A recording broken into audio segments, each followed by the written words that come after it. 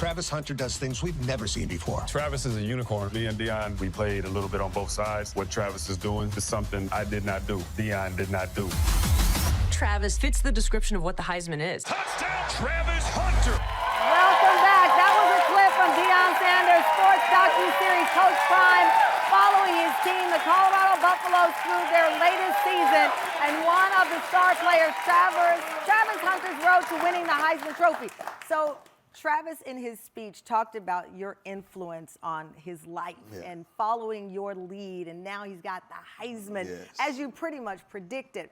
Another clip stood out to me when you were talking about your sons and that this is an emotional time, that you won't coach them again in college. Let's play that clip, guys.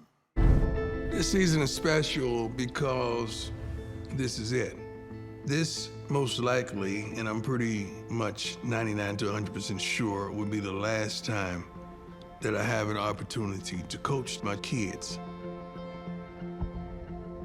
Thankfully, the things that I've instilled in them, it won't depart from them. I go either way. About 10 minutes, guys, 10 minutes. All right. What keeps you sane under this microscope that you live in? Being able to listen to my dad, being able to get his advice, him building us up all the way from 6 years old, running snake, even in high school, even in Little League. He did everything I'm trying to do in life, and he always says that. But I told him I'm gonna do it better, so.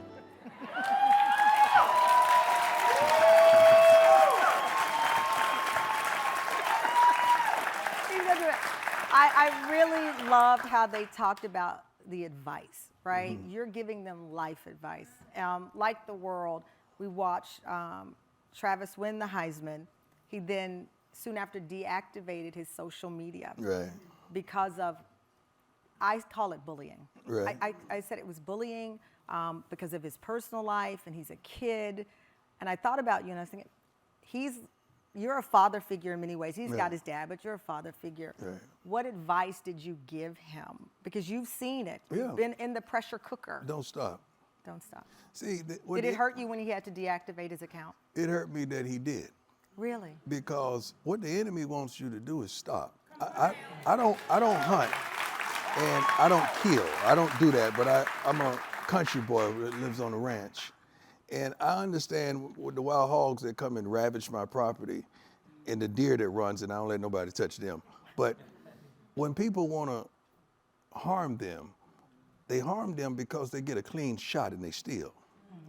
When you moving, it's hard to get a good shot at you if you keep on moving.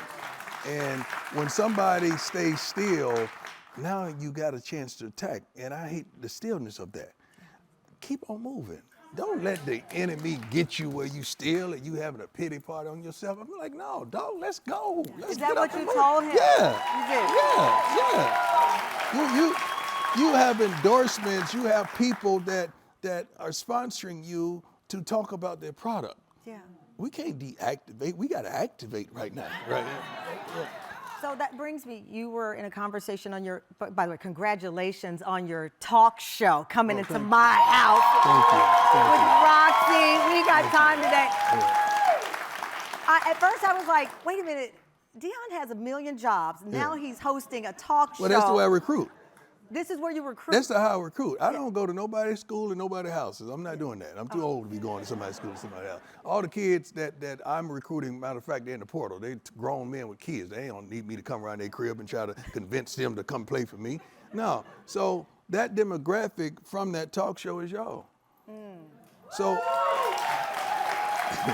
I get to talk to them every darn week, and they get to see how I think. So this keeps you connected. Yeah, it gets to see how I move. Do you ever get tired? For what? Tired for what? This is my calling. I'm doing what I'm blessed to do, what I'm gifted to do. I love what I do, and I do what I love. I love life. I don't get high, but I get high off life. Yeah. Like, I love it. Coming up, a major moment from Deion's talk show that I've wanted to ask him about. You've revealed a lot about your darkest days. We're going to talk with Coach Prime about how to get out of those darkest days that we all see. And he recently opened up. We'll be right back with Deion Sanders.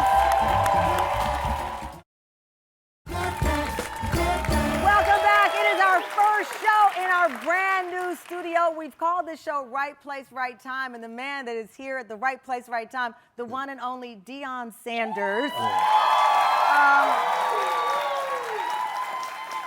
So you have your talk show with Roxy. Yes. It's off to an amazing start. You're already Thank making you. headlines. You were in an interview recently with a dear friend of mine from Texas, Kirk Franklin. That's my dog. He's the greatest. The That's greatest. my man. You opened up about the darkest days in Mm-hmm. your life. I want to play a moment of that interview. Let's play it, guys. I was suicidal, and I'm driving my car off a highway to go to commit suicide, and I'm listening to Conqueror. Yeah. It was like double-mindedness at its finest hour. And slowly but surely, it didn't work because God kept me when I ran my car off the side of the highway in Cincinnati, Ohio.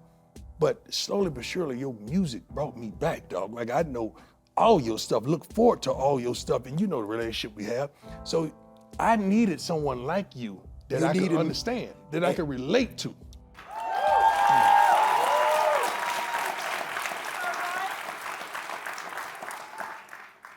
Why share? How am I gonna share the light and I can't share the darkness? If I don't share the darkness, I can't get you to the light. See, because there's someone up there right now that's suicidal. There's someone up there right now got hundreds of suits and can't cover up the pain. You got multiple cars and you ain't going nowhere. You got thousands of square foot in your house, but you never feel it at home. You laying right beside a person that you don't love and you don't like, and you bleed inside, and they can't even see the pain. So I got to talk about this kind of stuff because this is the stuff that God put me out of. So he just cleaned me up, dressed me up, and threw me back out there so I could get in contact with you being authentic. Okay, so you know Denzel Washington just became an ordained minister. He was here in New York City. I love me some Denzel. too. Who doesn't? Yeah. But the way you speak, your faith, it's a ministry. Yes. Do you feel this like that? This is my life. Yeah. Yes.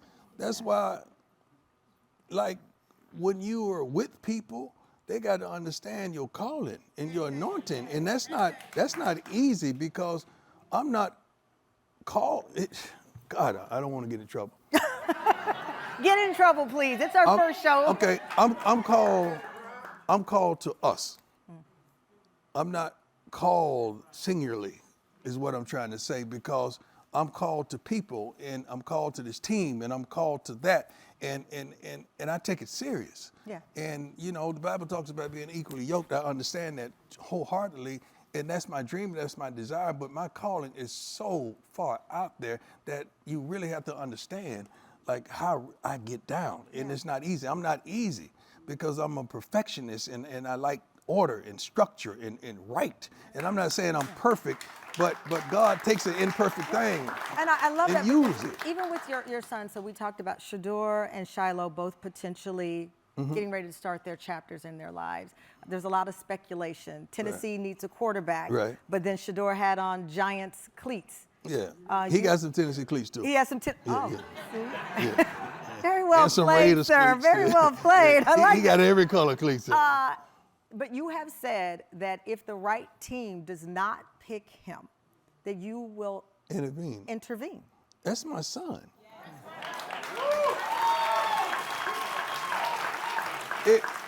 It's almost like you got a child that's going into an occupation that you already dominated in. Like, come on. And you don't think I'm not gonna sit there like a navigational system and tell him, take a right there, take a left right there, take a, not that, not that, oh, no. Like, that's who I'm called to do. That's my son. I'm not gonna let my son get down in no foolishness. But you and I both know these coaches, these owners, right? You've been in the rooms. Right. The owners, billionaire owners, Yes. will often say, well, this is a young man who should be making his own decisions. You know, he's got this helicopter dad. Not my son.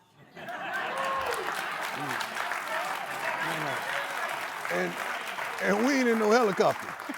Yeah. So Yeah, we ain't. So we Giants, definitely ain't in no helicopter. Giants are you're in the. So Yeah. have you told him privately who you would like for him to play for? It's not like that. Okay. Like, it's not like who I would like for him to play for. It's a couple teams that I won't allow him to play for. So it's not like that. But this is my profession. I know what's behind the curtain.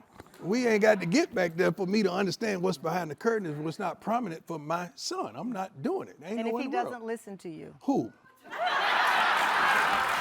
Who?